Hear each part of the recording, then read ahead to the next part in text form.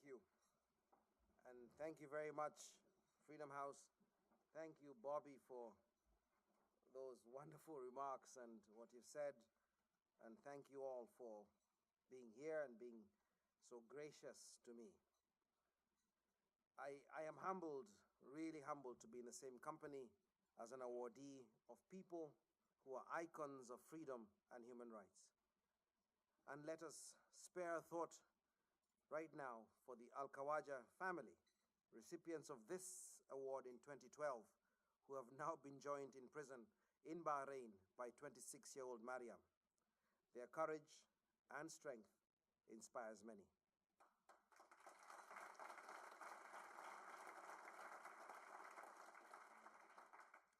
And for those of you who may have known Mariam, I think she was here a few years ago. She's absolutely, if you talk about a force of nature, Mariam is the ultimate force of nature. She's a hurricane in many ways. I accept this award knowing full well that I do so symbolically on behalf of strong and dedicated human rights defenders in Kenya and in Africa. This is about them, and this is a celebration of their work over the years against tremendous odds. Defenders of freedom in Africa face death, prison, torture, poverty, and demonization every day of their lives, and it is fitting that we honor and celebrate them today. Africa is rising, and there are Africans to celebrate. Lupita Nyong'o from Kenya won this year's Oscar for Best Supporting Actress. Dennis Kimeto, again from Kenya, has just become the first human to run the marathon in under 2 hours and 3 minutes. Don't joke, that's very fast. Africa is rising. 6 of the 10 fastest growing economies in the world are African. And in every African capital, traffic is horrendous, testament to higher incomes that city and road planners did not foresee. Africa is rising, and today a different and subtle scramble for Africa is afoot, for Africa's oil, minerals, land, timber, ivory, and natural resources.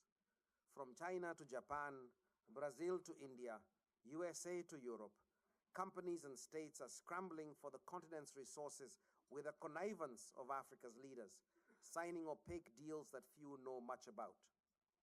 This scramble should benefit Africa and raise the standards of living for the majority poor.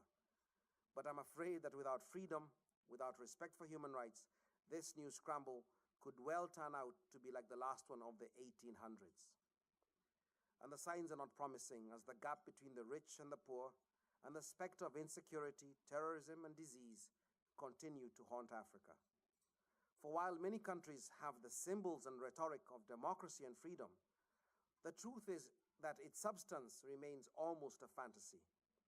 And without real freedom, without real accountability, this renaissance could end up like the first one of the 1960s, when Africa's dream was stolen by capricious and greedy leaders.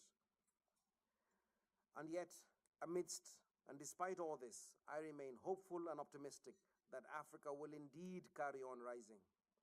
For despite the corruption and moral decay of our leaders, and yes, despite the sacrifice of democracy internationally at the altar of trade and security, Africans still yearn for freedom and democracy, as they did in the 1960s when they challenged colonial rule.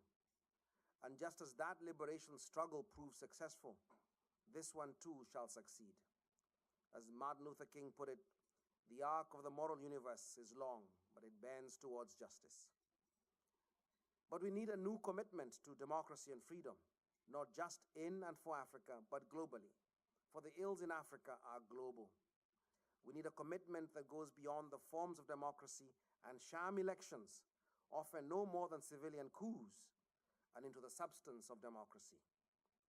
And that means, and a good example is Kenya, we need a renewed commitment to holding our leaders to account. There is a need to challenge impunity, whether for presidents or peasants. For if in Kenya we are to ensure that the killings, rapes, and forced displacements of 2008 never happen again, then we must not forget the victims and survivors.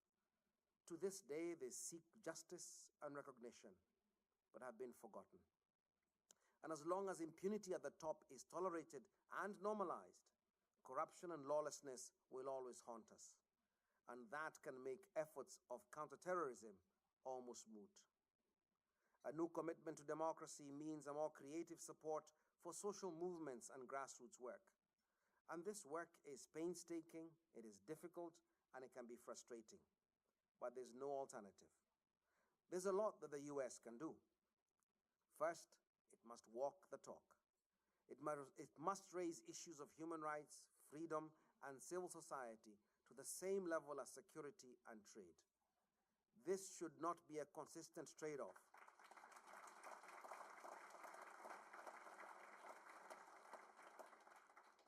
This should not be a consistent trade-off, with human rights always the loser.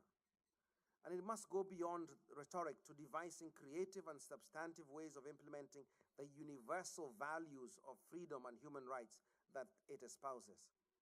And to this end, I welcome President Obama's new presidential memorandum on civil society and hope that it will be urgently and properly implemented across the world and in Kenya. Second, it is essential that the US and other international donors seek accountability for the $100 million, a third of the total election budget, pumped into the Kenyan election body last year.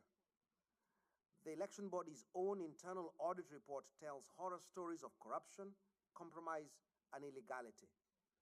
But perhaps not wanting to ruffle feathers, the US and its partners have, thus far, been silent. There's still a lot of work to be done by Kenya's wonderfully creative and vibrant human rights movement. But I know that they will do it. For that movement, more than anything else, must be credited with the expansion of democracy and development in Kenya since 1992. They have been resilient, consistent, and dogged. So I honor those who have remained true to the cause, despite the vitriol, personal sacrifices, the public humiliations, and all the pressures. And finally, if I may, I would like to pay tribute, shout out, as my daughter says, to my daughter Ajwa, who is here, and to her sister McKenna in Pretoria. You guys are the reason for the work I do.